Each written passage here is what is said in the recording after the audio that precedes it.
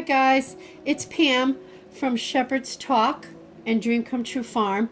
I thought I'd go make a quick video on how you choose your feathers for spinning into your hand spun yarn. I just spun this yarn and I thought I'd use it as an example. This is going to be for a little triangular kind of bandana, and these feathers are going to trim it. This yarn will trim it. It's going to have a Native American flair to it. I have an idea for it. So there's feathers throughout this yarn, and they're all spun in and secured well. And how I choose my feathers is, here's a pile here. I'm going to show you some good feathers and some not so good feathers. I like to collect them off the ground. These are all from our animals, and we don't hurt them. They're just, they lose them, and I collect them.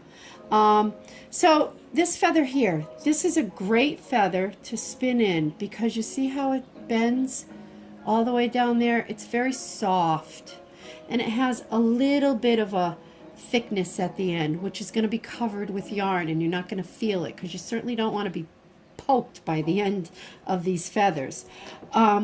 You know, this is another, the down feathers are perfect and they spin in so easily. See how pliable and soft it is all the way down to here.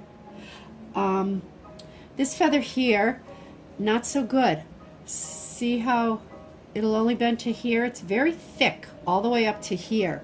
So you wouldn't want to use a feather like that.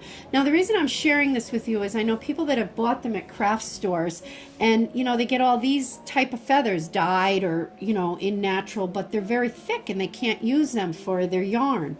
So here's a nice long tail feather, which is gorgeous, but see how, look at this, how it just soft all the way down to here. So what I would do is cut it off to here, and this much of it would be spun into my yarn. The technique that I use.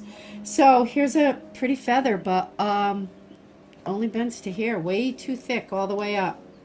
Another beautiful feather, just nice and soft and pliable. So here's a, you know, you'd love to use a blue jay feather, but it's kind of thick all the way up. It would be pokey, you know, a little bit too stiff.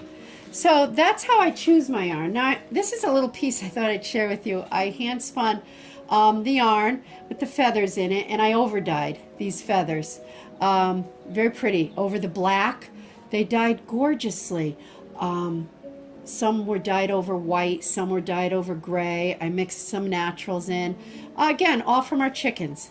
So I hope this helps you choose the feathers, correct feathers, for your hand spun yarn project. If you haven't tried spinning feathers in, you really should, and now you'll have an idea of what kind of feathers to watch out for.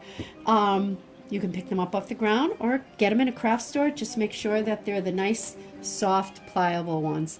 Now I think in a day or so we are going to have a video up on www.shepherdstalk.com, a tutorial very clear and concise about using the feathers in your yarn, you know, a how-to. So maybe you want to pop over there if you've never done it, but this is my idea of the perfect feather for spinning into yarn. Thanks, see you soon.